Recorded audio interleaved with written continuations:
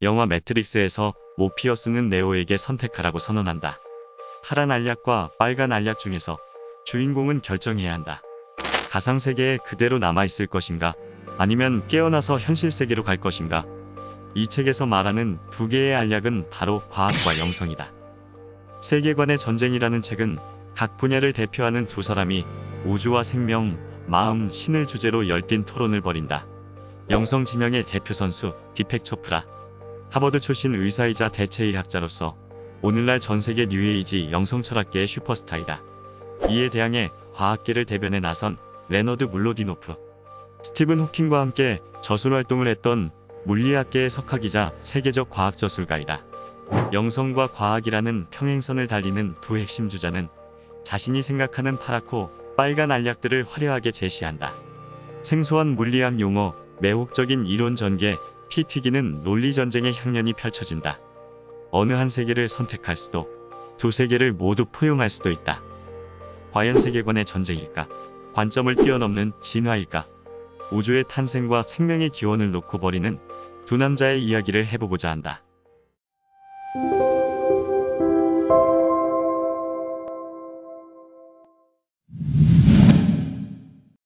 과학은 이미 오래전에 종교의 권위를 무너뜨렸다.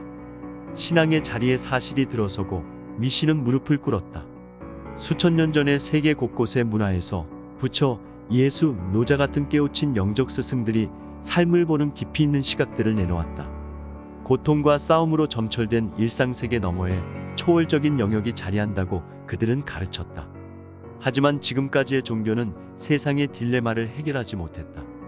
오늘날까지 이어지는 수많은 전쟁과 고통, 다툼은 어떻게 해야 풀 수 있는가?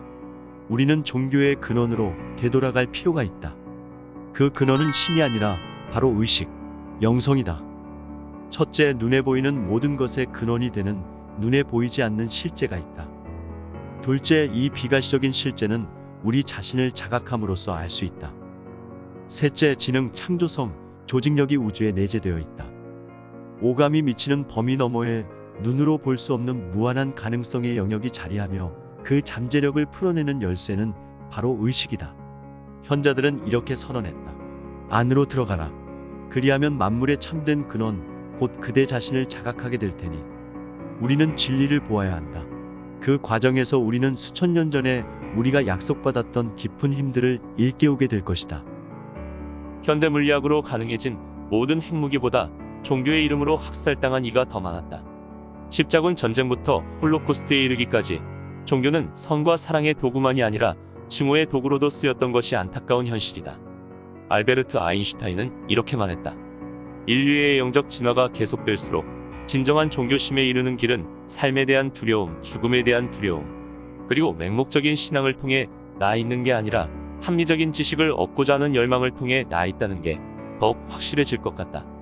디펙의 말대로 진짜 쟁점은 알미고 그것을 어떻게 얻느냐에 있다. 과학자들이 정밀한 객관적 측정과 정밀한 객관적 개념을 쓰는 데에는 다 그만한 까닭이 있다. 물론 그들도 종종 직관과 주관적 느낌을 길잡이로 삼지만 검증이라는 또 다른 단계가 있어야 함을 인식한다. 과학은 관찰, 이론, 실험이 서로 고리를 이루면서 나아간다. 이론과 경험적 증거가 조화를 이룰 때까지 그 고리는 반복된다. 그러나 개념들을 정밀하게 정의하고 실험을 엄격하게 통제하지 않으면 이 방법은 실패하고 말 것이다. 과학이 내놓는 답은 쉽게 나오는 것이 아니다. 사람이 과학을 공부하는 주된 이유는 크나큰 우주의 구도 속에 우리 삶이 어떤 식으로 들어맞는지 알고 싶어하는 충동을 가졌기 때문이다. 그에 대한 답들은 진리일 때만 믿음을 준다. 나는 여러분에게 이렇게 제안한다. 디펙이 말하는 아름다운 세계관을 생각하면서 리처드 파인먼이 한 말도 생각해보라고. 삶의 첫 번째 원리는 스스로를 속이지 말라는 것입니다. 여러분은 지극히 쉽게 속을 수 있습니다. 은하계란, 양자마당의 미시적 요동이 낳은 산물이라고 보고 있다. 쉽게 생각하면 입자들이 쉬지 않고 부글부글 생겼다 사라졌다 하는 끓는 속과 같다. 많은 물리학자들은 진공요동이 기막힌 예측으로 이어진다고 믿는다. 우주가 무에서 저절로 생겨났을 수도 있다는 것이다. 정말 그랬을까? 정답은 모른다이다. 관찰 가능한 현상들과 관련해서 구체적인 예측들을 내놓고 이를 시험해야 한다. 스티븐 호킹은 대중문화에서 최후의 현자로 간주되는 인물로 아인슈타인이 그랬던 것처럼 그가 하는 말에는 과학의 무게 전체가 실린다. 2010년 호킹의 선언은 전 세계의 뉴스가 되었다. 우주를 운행시키려고 신을 불러낼 필요는 없다. 독실한 신자들의 세계에서는 과학을 신앙의 적으로 여길 이유가 하나 더 생긴 셈이었다. 그러한 부담에도 불구하고 과학은 앞으로 나아가야 한다. 철학, 형이상학, 신비주의적 사변들, 증거의 구속을 받지 않는 사변들과는 달리 우주의 기원에 대한 과학 이론은 관찰이라는 시험을 통과해야만 하기 때문이다. 그렇게 해서 나온 그림이 우리의 근원을 신에게서 찾고자 하는 이들의 마음에는 들지 않을 수도 있다. 그러나 과학은 결국 그 답을 내놓을 것이다. 양자 이론의 위대한 개척자 닐스 보어는 말했다. 우리가 실제한다고 부르는 모든 것은 실제한다고 여길 수 없는 것들로 이루어져 있다. 단단한 물체만이 우주에서 실제하는 유일한 것이라고 고집을 부리는 이들에게 이 말은 치명타이다. 입자가 비가시적인 상태로도 존재할 수 있다는 과학적 진실은 영성의 입장에서 중요한 의미를 가진다. 빅뱅이 일어나기 전 우주의 상태에는 모든 가능성이 담겨 있었다는 것이다. 고대 인도의 위대한 현자들은 아함 브라마스미를 발견했다. 존재하는 모든 것은 내 안에 있다는 의미로 단순히 표현하면 내가 우주다라는 뜻이다. 즉 자연 어디에나 의식이 있다는 뜻과도 상통한다. 있을 수 있는 모든 가능성이 우주라는 마당에 담겨 있다면 우리는 의식이나 사람의 가치를 배제할 수 없다. 사랑, 진리, 자비심, 희망, 도덕, 아름다움, 그리고 신에게 귀속되었던 모든 가치를 기르는 보금자리가 바로 우주이기를 바란다. 인간에게 우주는 그렇게 의미로운 곳이기 때문이다. 우주에 어떠한 생명력이 있다는 믿음은 자연의 힘들로는 설명되지 못하는 특별한 자질이 생명에 깃들어 있다고 말하는 종교적 또는 영적 시각을 가진 많은 사람들의 마음을 잡아끌었다. 현대에 와서도 마찬가지인 것으로 보인다. 살아있다는 게 무슨 뜻일까? 생명이란 무엇일까? 디펙은 생명 있는 우주의 토대를 의식이라고 보고 접근한다. 물리학의 관점에서 볼 때 생명 있는 것들을 돋보이게 하는 것은 그것들이 지닌 질서와 그 질서를 유지하는 능력이다. 우리가 질서 유지하기를 그친다면 우리들은 죽고 몹시 무질서한 상태로 되돌아간다. 슈레딩거는 생명을 보는 방식에 대해 명쾌한 견해를 서술했다. 생명에만 있는 특징이 무엇일까? 어느 순간에 이르면 물질 한 조각을 살아있다고 말할까? 어느 순간에 이르면 물질 조각이 움직이고 환경과 재료를 교환하는 등 계속 무슨 일을 하는 걸까? 평형이라는 비활성 상태로 빠르게 붕괴하는 일을 피한다는 것, 그것이 바로 유기체를 몹시 불가사의하게 보이도록 한다. 과학자들은 아인슈타인의 다음 이야기를 주목해야 한다. 나는 우주에 대한 종교적 느낌이야말로 과학 연구에서 가장 힘있고 가장 고귀한 동기라고 생각한다. 아인슈타인, 슈레딩거, 파울리를 비롯한 학자들은 과학 연구에 평생을 바친 뒤에 생명에 대해 과학보다 훨씬 폭 넓은 설명을 영성이 쥐어준다는 결론에 이르렀다. 생명이란 무엇인가? 생명은 존재의 본질이다. 본질은 가장 기초적인 것, 없애버릴 수 없는 것, 그러면서도 여전히 창조력을 가진 것을 가리킨다. 지금까지 수십억 년에 걸쳐서 우주는 창조 능력을 이어왔다. 창조의 동력은 생명력이라고 부르는 그것이다. 학자들은 그런 힘들을 측정할 수 있다고 생각하고 있겠지만 생명력은 상상력에 더 가깝다. 레오나르도 다빈치의 뇌가 창조하면서 발산하는 열량을 잰다 해도 그것이 그의 상상력을 측정하는 것은 아닐 것이다. 뇌에서 발생하는 열은 부수 효과일 뿐 본질은 아니다. 그 힘은 눈에 보이지도 않고 측정할 수도 없다. 유물론자들은 이에 동의치 않을 것이다. 그러나 과학기구에 기록되지 않는 힘들은 분명 존재한다. 욕망의 힘, 호기심의 힘, 사랑의 힘을 측정할 수 있는가? 살아있는 모든 것에는 창조성이 자리한다. 그것을 알게 해주는 것이 영성이다. 뇌를 둘로 가르면 환자의 마음은 어떻게 될까?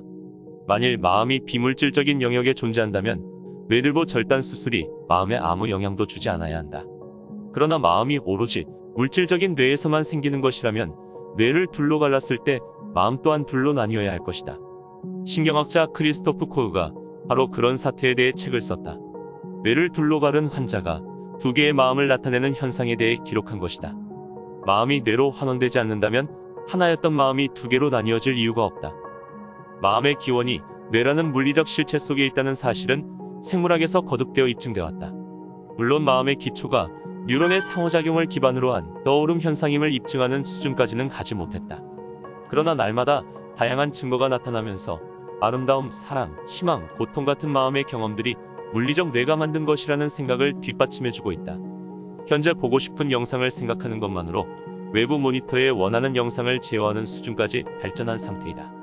멀고 먼 여정에 비하면 아직 초기 단계이지만 전 세계 수많은 곳에서 이루어지는 연구와 관련 성과들은 우리가 올바른 길을 가고 있음을 보여준다. 악기 없이 음악을 연주할 수 있는가? 물론 불가하다. 뇌가 없이 생각할 수 없다는 사실만큼이나 당연한 일이다. 그렇다면 악기가 음악을 만들었다고 하면 이건 사실인가? 터무니없을 것이다. 악기는 기계일 뿐 새 음악을 창조해내지는 못하기 때문이다. 피아노 안에 모차르트를 찾아내기 위해 악기를 현미경으로 검사한다고 해서 그 안에 창조성이 숨어 있는 것은 아닐 것이다. 그런데 뇌 연구자들이 그런 행동을 하고 있다. 생각과 느낌의 기원을 찾아낸다고 뉴런의 분자 구조를 조사하고 있는 것이다. 결론은 간단하다. 악기에서 음악이 나오기 전에 마음이 먼저 음표를 적어야 한다. 뇌가 생각을 나타내기 전에 마음이 먼저 생각을 해야 한다. 우리는 무언가를 결정할 때 마음을 정했다라고 말하지 뇌를 정했다라고 말하지는 않는다. 수행이 깊은 불교 승려들의 뇌 스캔 영상을 보면 일반인과 매우 다른 점을 보여준다. 정상인의 뇌에 비하면 승려들의 뇌는 감마파 구역의 진동수가 2배로 작동한다. 가장 큰 발견은 전전두엽피질의 일반적 활성이 대단히 강력하다는 것이다. 이는 자비에 대한 명상을 오랫동안 안 끝에 생긴 변화였다. 이 경우에는 뇌가 스스로를 바꿨다고 말하면 부정확한 표현이다. 먼저 그 승려들은 자비심을 일으킬 뜻을 품었고 그 다음에 오랫동안 자비에 대해 명상했고 마침내 뇌가 그것을 따라한 것이다. 중요한 것은 신에게 가까이 가고자 하는 욕망이다. 티벳 승려의 예에서 보았듯이 의도는 뇌 기능을 스스로 새롭게 바꾼다. 뇌의 물질적 지형을 바꾸는 것은 우리의 욕망이지 그 반대가 아니다. 인간은 치우침과 주관성이라는 함정에 빠질 수 있다. 그러한 난관을 피하기 위해 과학과 수학이라는 학문들이 개발한 방법론은 얼마나 아름다운가.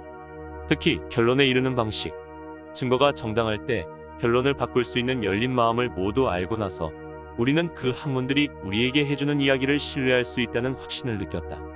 우리들은 늘 자신이 합리적이고 옳다고 가정한다. 언제나 무엇이 참이고 무엇이 거짓인지에 대해 결정을 내리며 살아가지만 어떻게 해서 지금의 믿음을 가지게 되었는지 생각해보는 사람은 별로 없다. 대부분은 자신이 객관적일 거라고 생각하지만 객관성은 착각인 경우가 더 많다. 진실을 보자면 우리가 날마다 하는 분석들은 언제나 기존에 가진 믿음과 욕망에 좌우되고 있다. 뇌는 언제나 자각 수준 아래에서 일을 하기 때문이다. 이건 정말 기적이다라고 생각하는 현상이라 해도 시간이 지나면 설명 불가능했던 일들도 언젠가는 이해가 가능해진다. 그런 일들은 길고 긴 역사 내내 계속 이어져 왔다. 생각의 명료함과 이성 능력에서 거의 초인에 가까웠던 아인슈타인, 그의 영적 삶을 빚어낸 것은 바로 우주의 합리성이었다. 합리성을 이해함으로써 사람은 개인의 희망과 욕망의 족쇄로부터 원대한 해방을 이뤄낸다. 그래서 내가 보기에 과학은 삶에 대한 우리의 이해를 종교적으로 영성화하는 일에 이바지하는 듯 보인다. 종교가 저지른 가장 큰 잘못 하나는 신에 이르는 길이 자기네 전매 특허라고 주장한 것이다. 자라투스트라는 이렇게 말했다.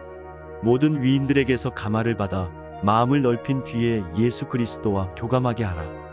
그리고 우리 교회는 버리도록 하라.